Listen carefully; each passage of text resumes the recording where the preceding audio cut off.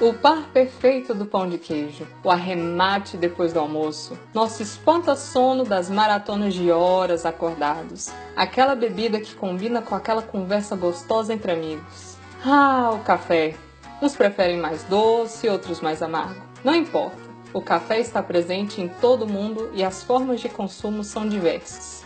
Mas como ou quando alguém teve a ideia de fazer o primeiro café? Precisamos ir bem na origem do café.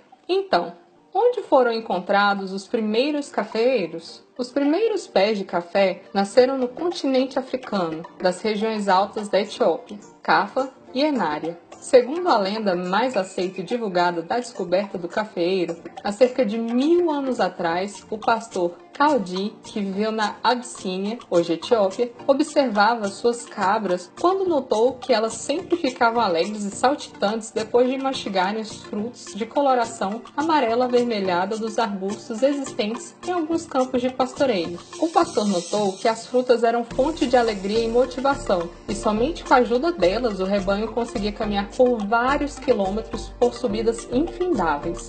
Kaldi comentou sobre o comportamento dos animais ao monge da região, que decidiu experimentar o poder dos frutos. O monge apanhou um pouco das frutas e levou com ele até o monastério. Ele começou a utilizar os frutos na forma de infusão, como chá, percebendo que a bebida o ajudava a resistir ao sono enquanto orava ou em suas longas horas de leitura no breviário.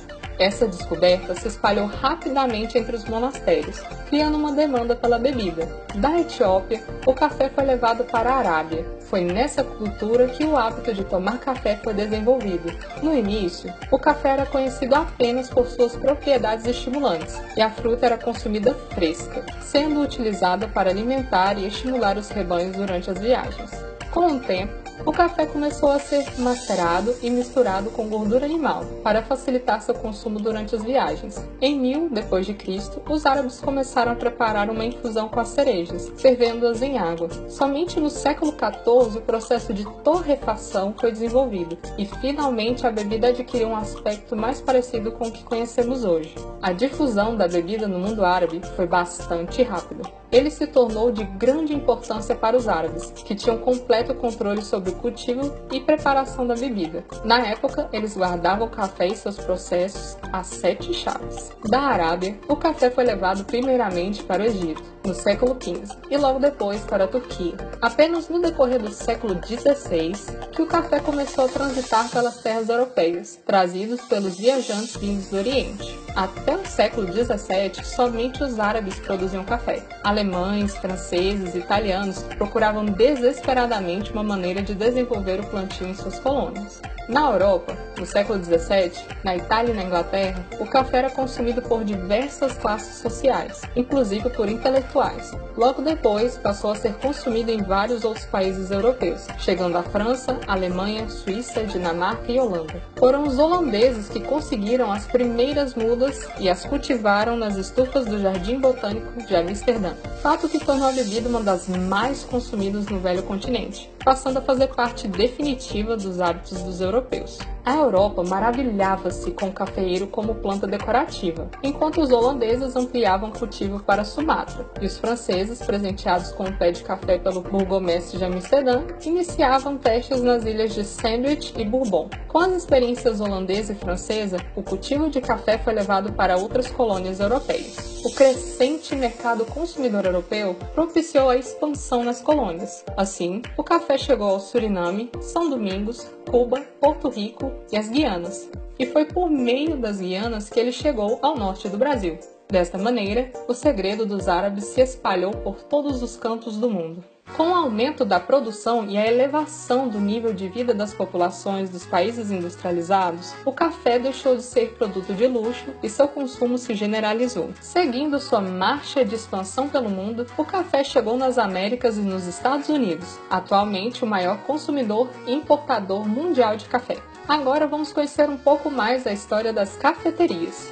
Foi em Meca, na Arábia Saudita, que surgiram as primeiras cafeterias, conhecidas como café-queens. Cidades como Meca eram centros religiosos para reza e meditação, e a religião muçulmana proibia o consumo de qualquer tipo de bebida alcoólica. Dessa forma, os café-queens se transformaram em casas onde era possível se passar a tarde conversando, ouvindo música e bebendo um café. A bebida conquistou Constantinopla e Síria e as demais regiões próximas. As cafeterias se tornaram famosas no Oriente pelo seu luxo e suntuosidade, e pelos encontros entre comerciantes para discussão de negócios ou reuniões de lazer. Somente durante o século XVII que as cafeterias se desenvolveram na Europa, enquanto florescia o Iluminismo e se planejava a Revolução Francesa. Durante tardes inteiras, jovens reuniam-se em torno de várias xícaras de café, discutindo o destino das nações, declamando poemas, lendo livros ou simplesmente passando o tempo. Até hoje, os cafés são locais onde as pessoas se reúnem para discutir assuntos importantes ou simplesmente passar o tempo, sendo o ritual do cafezinho uma tradição que sobreviveu a todas as transformações. Nos últimos anos, houve uma onda provocada pelas máquinas de café expresso, que revolucionaram o hábito do cafezinho, permitindo um crescimento vertiginoso das cadeias de lojas de café. A técnica de gerenciamento por meio do sistema de franquias também permitiu um rápido desenvolvimento dessas lojas especiais, voltadas para um mercado mais exigente, o de café gourmet. Agora, para o café ser consumido, é necessário que ele seja torrado. Antes de torrados, os grãos são selecionados e passam por triagem e calibragem. O processo de torra consiste em submeter o grão à elevação progressiva e rápida da temperatura, fazendo com que sua umidade interna chegue a 3%. Durante o processo, os grãos são mexidos continuamente para que a torra seja uniforme. Esta fase é determinante na característica final da bebida, pois o grau de torra evidencia ou esconde muitas propriedades do grão. Para cada cliente ou mercado consumidor, para cada tipo de café há um grau de torra diferente.